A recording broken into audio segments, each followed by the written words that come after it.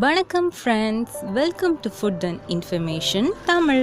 வணக்கம் ஃப்ரெண்ட்ஸ், இன்னைக்கு நம்ம ரொம்ப ஹெல்த்தியான ஈவினிங் டைம் ஸ்நாக்ஸ் ரெசிபி பார்க்கலாம். Healthy and tasty samosa. Samosa mostly மைதா மாவில் தான் செய்வாங்க. ஆனால் நம்ம இன்னைக்கு கோதுமை மாவு ப்ளஸ் ராகி மாவு ரெண்டும் மிக்ஸ் பண்ணி ஒரு ஹெல்த்தியான சமோசா எப்படி செய்கிறதுன்னு பார்க்கலாம்.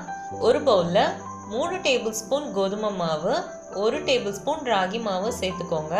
3 பங்கு கோதுமை மாவுக்கு 1 பங்கு ராகி மாவு, தேவையான அளவு உப்பு, 1 பிஞ்ச் ஓமம் சேர்த்துக்கோங்க, 2 டீஸ்பூன் எண்ணெய் சேர்த்துக்கோங்க. இதை நல்லா மிக்ஸ் பண்ணிக்கோங்க. பின்னர் கொஞ்சம் கொஞ்சமாக தண்ணி ஊற்றி ஒரு பூரி மாவு கன்சிஸ்டன்சிக்கு நம்ம மாவு ரெடி பண்ணிக்கலாம்.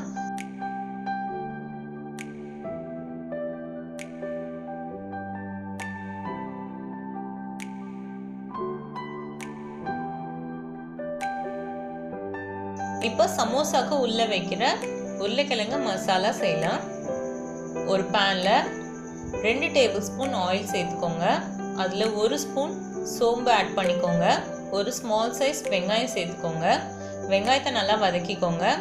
இன்றைக்கி நான் 1 கேரட், 1 உருளைக்கிழங்கு வேக வச்சு இந்த மாதிரி மசிச்சு ஆட் பண்ணிக்கிறேன். உங்களுக்கு என்னென்ன வெஜிடபிள் நீங்கள் இதில் சேர்க்கணுமோ சேர்த்துக்கலாம்.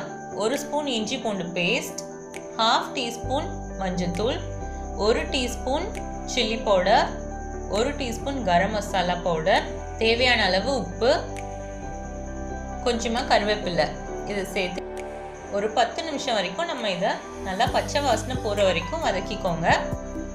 இப்போ நம்ம இந்த சமோசா மாவை பூரி மாவு மாதிரி ரோல் பண்ணிக்கோங்க. ஒரு நைஃப் வச்சு இதை ஹாஃபாக கட் பண்ணி இந்த மாதிரி கோன் ஷேப் ரெடி பண்ணிக்கலாம். நம்ம இந்த கோன் ஒட்டுறதுக்கு தண்ணி யூஸ் பண்ணிக்கலாம். அந்த ஓரத்தில் நீங்கள் தண்ணி தொட்டு ஒட்டினீங்கன்னா இந்த கோன் வந்து நல்லா ஒட்டிக்கும், மசாலா வெளியே வராது. இந்த மாதிரி கோன் ஷேப் ரெடி பண்ணிவிட்டு உள்ளே இந்த பொட்டேட்டோ மசாலாவை ஃபில் பண்ணிக்கோங்க.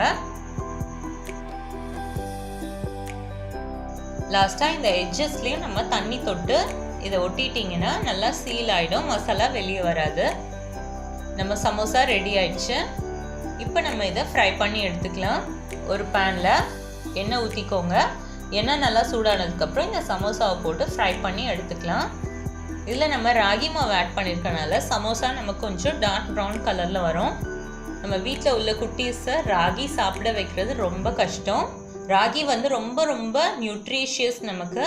அதனால அவங்களுக்கு ரொம்ப பிடிச்ச இந்த மாதிரி சமோசாவில் நம்ம இந்த ராகி மாவையும் சேர்த்தா அந்த ராகியில் உள்ள நியூட்ரிஷன் அவங்களுக்கு ஈஸியாக கிடச்சிடும். அவங்க இதை கண்டிப்பாக விரும்பி சாப்பிடுவாங்க. இந்த ரெசிபியை உங்கள் வீட்டில் ட்ரை பண்ணி எப்படி இருந்துச்சுன்னு எனக்கு கமெண்ட் பண்ணுங்கள். நீங்கள் நம்ம சேனலில் ஃபஸ்ட் டைம் பார்க்குறீங்கன்னா கீழே உள்ள ரெட் கலர் சப்ஸ்கிரைப் பட்டனை கிளிக் பண்ணுங்கள். தேங்க்யூ.